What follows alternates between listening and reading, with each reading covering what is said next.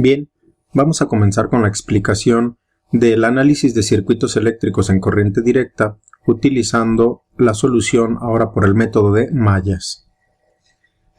Para utilizar el método de mallas es indispensable que primero echemos un vistazo o recordemos la ley de Ohm, que la tenemos aquí presente, donde se establece que la corriente es igual al voltaje entre la resistencia, pero el método de mallas principalmente se apoya en la ley de tensiones o ley de voltajes de Kirchhoff.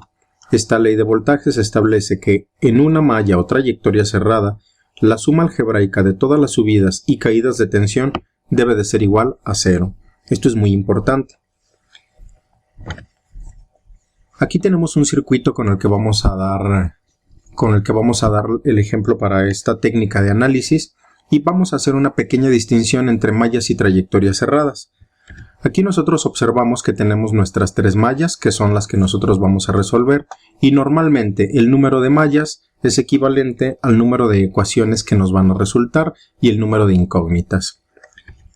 Sin embargo, aquí vemos que, por ejemplo, existe otra trayectoria cerrada, donde se involucra la fuente, la resistencia 1, la resistencia 3 y la resistencia 4. Otra trayectoria cerrada donde está esta otra fuente, la resistencia 2, 3 y 5. Y por último, toda la periferia del circuito donde están las dos fuentes, la resistencia 1, 3 y 5. Todas estas son trayectorias cerradas, de tal manera que nosotros podemos establecer que en este circuito tenemos tres mallas, con lo que nos van a dar tres ecuaciones, y 6 trayectorias cerradas. Lo que pasa es que es importante que distingamos entre una trayectoria cerrada, porque en ocasiones nos ayudan a resolver con facilidad algunas incógnitas que tenemos en el circuito. Lo siguiente es establecer una dirección de corriente para cada una de las mallas. Nosotros podemos establecer la dirección de la corriente en sentido horario o en sentido antihorario. Entonces, nosotros podemos determinarlo de manera aleatoria, aunque lo que normalmente se hace es que la mayoría de los problemas establecen la dirección de la corriente en el sentido horario. Aunque realmente no hay restricción, cualquiera podría escoger incluso las direcciones de la corriente de una forma distinta. Pero más adelante vamos a ver cuál es una de las ventajas en que nosotros siempre escojamos la dirección en el mismo sentido, ya sea en el sentido horario o en el sentido antihorario. En este caso vamos a seleccionar las tres corrientes, que en este caso van a ser nuestras incógnitas, en el sentido horario o en el sentido de las manecillas del reloj. Lo siguiente es establecer los signos de cada uno de los elementos que no son las fuentes de voltaje, para a partir de ellos poder obtener las ecuaciones. El criterio que nosotros vamos a utilizar para establecer estos signos es colocar un signo positivo en el punto por donde esté entrando la corriente eléctrica, tal es el caso aquí de la resistencia R1, por esta parte estaría entrando la corriente I1, por lo tanto, en ese punto nosotros vamos a colocar el signo positivo. Aquí también estaría entrando la corriente de I1, por lo tanto sería el signo positivo, y el punto por donde sale pues será el signo negativo, en este caso nada más estos dos elementos. La corriente I2 también por su parte va a establecer unos signos de acuerdo a su dirección para las resistencias 2, 3 y 4. En la parte inferior estaría entrando la corriente I2, por lo tanto, en la parte inferior quedará el signo positivo. Aquí observamos que estaría entrando por el lado izquierdo, por lo tanto aquí es el positivo, y aquí la corriente estaría entrando por la parte superior, entonces aquí sería el positivo. Y por último, así quedan los signos para la corriente I3 en esta malla. Una vez que nosotros ya tenemos la dirección y los signos establecidos en los elementos, lo siguiente es obtener las ecuaciones de malla. Para obtener las ecuaciones de malla utilizamos la ley de tensiones de Kirchhoff, donde vamos a ir sumando los voltajes de todos los elementos, tal es el caso aquí. Vamos a tomar como referencia el primer signo por el cual estemos analizando la malla, en este caso es el signo negativo de la fuente E1, por eso pongo menos E1, y luego el voltaje de la resistencia 1 sería más, y el voltaje recordemos que es el producto de la resistencia por la corriente. Aquí en este caso vamos a tomar en cuenta el signo positivo también, pero observemos que está circulando la corriente I1 y la corriente I2, y las dos direcciones de las corrientes son encontradas, es decir, la corriente de I1 va hacia abajo y la corriente de I2 va hacia arriba. Por ese motivo Al momento de escribir la ecuación ponemos la resistencia 2, tomamos como referencia la corriente I1 y le restamos la corriente I2. Como ya no hay más elementos en esta trayectoria cerrada, de acuerdo a la ley de tensiones de Kirchhoff, esta ecuación tiene que ser igual con 0. El siguiente paso sería sustituir cada uno de los valores, tanto de la fuente de alimentación como de cada una de las resistencias, y simplificar. Simplificando la ecuación nos queda que solo tenemos variables en términos de la corriente I1 y de la corriente I2, y con la fuente de alimentación la pasamos al segundo miembro y tenemos la primera ecuación de mallas. La segunda ecuación correspondería para la corriente I2 y vamos a tomar también en la dirección como está establecida la corriente. Vamos a seleccionar el signo de este elemento, podemos empezar por cualquiera, pero por facilidad vamos a empezar con la resistencia 3. Sería más la resistencia 3 multiplicada por la corriente 2, que es su respectivo voltaje, y luego después, ahora tomando como referencia la corriente I2, vemos que la corriente I2 está bajando y la corriente I3 está subiendo, de tal manera que están encontradas también en este caso en la resistencia 4, de tal forma que nos queda R4 que multiplica a la diferencia de I2 menos I3. Y luego después, lo mismo para este otro elemento, que en este caso es la resistencia 2, será I2 menos I1, ambos multiplicados por la resistencia 2. Como ya no hay más elementos en el circuito, pues entonces esto lo igualamos a 0. Sustituimos también, como en el caso anterior, cada uno de los valores de las resistencias, y en este caso no hay fuente de alimentación, y simplificamos.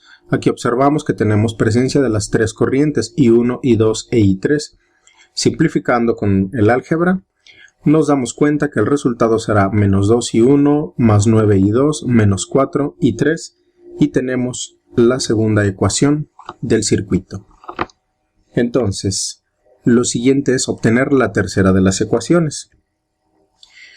Igual tomamos como referencia esta resistencia por facilidad, ya que solo está circulando la corriente I3 a través de ella, y el signo que vamos a tomar en cuenta es este positivo, de tal forma que será más R5 multiplicado por I3, tal como aparece aquí, más R5 por I3.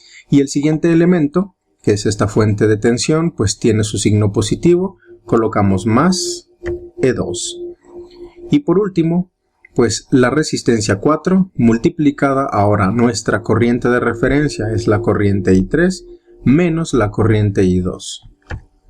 Aquí tenemos la resistencia 4, I3 menos I2. Recordemos que dependiendo de la malla donde nosotros nos encontremos, la corriente es la que nosotros vamos a tomar como referencia y como positiva.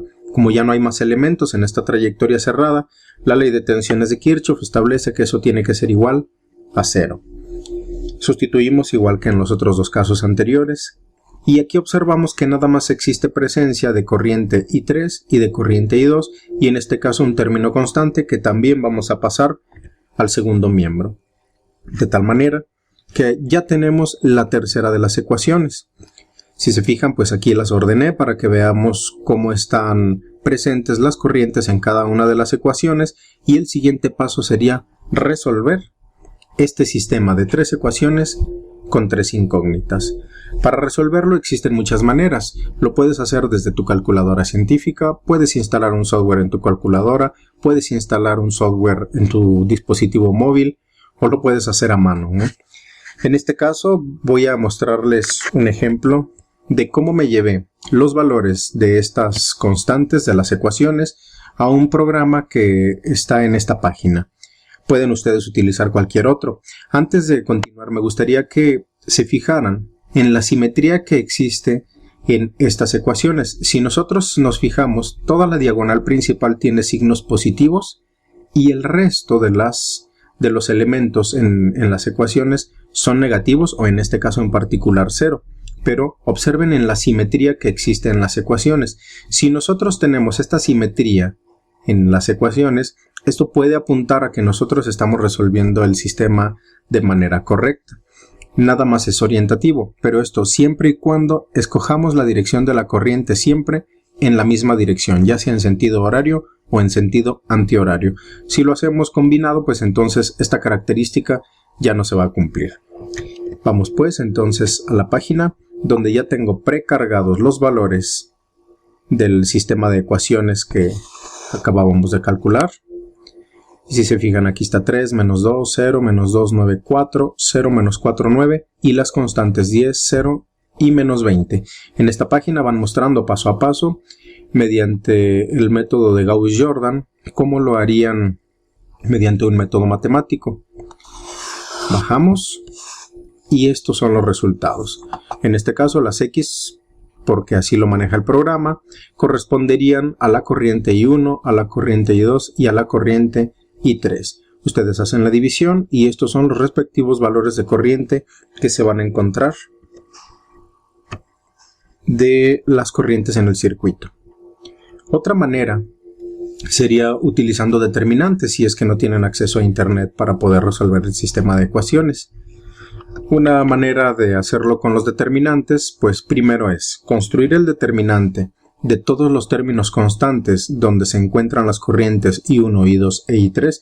Si se fijan, este es un extracto de 3, menos 2, 0, 3, menos 2, 0, menos 2, 9, menos 4, menos 2, 9, menos 4, 0, menos 4 más 9, 0, menos 4 más 9, y resolvemos este determinante.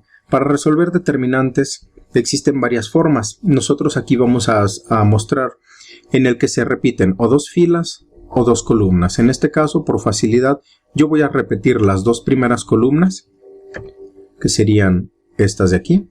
Las repito hacia la derecha y luego después les voy a mostrar aquí de una manera intuitiva cómo se obtiene el valor del resultado.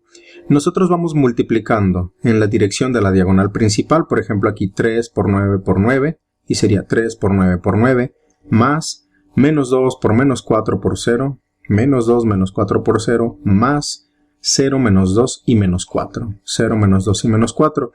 Y todo esto le vamos a restar las respectivas multiplicaciones, pero en el sentido contrario de la diagonal.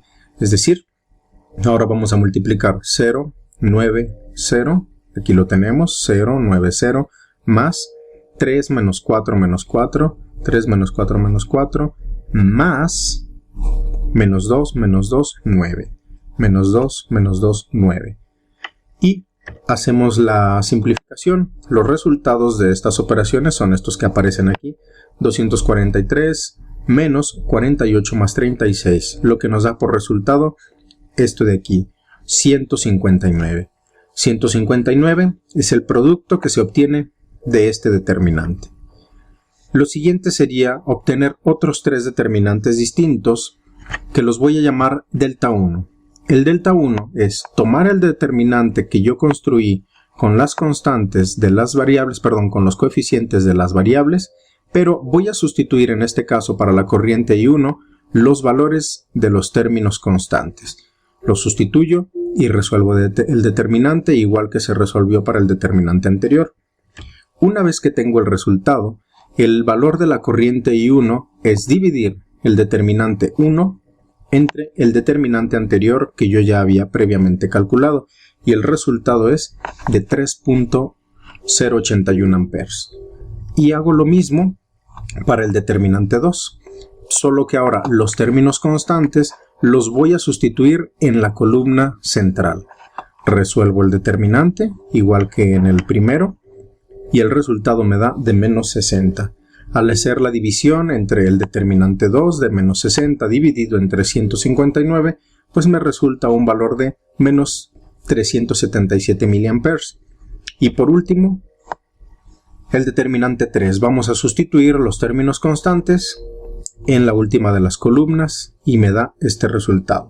Una vez que ya llegamos a estos tres resultados, pues entonces podemos decir que ya hemos terminado de resolver el circuito, pero hemos terminado para resolver los valores de las corrientes. Una vez que ya los tenemos, se puede hacer el análisis de cuál es la corriente de cada uno de los elementos o el voltaje de cada uno de ellos.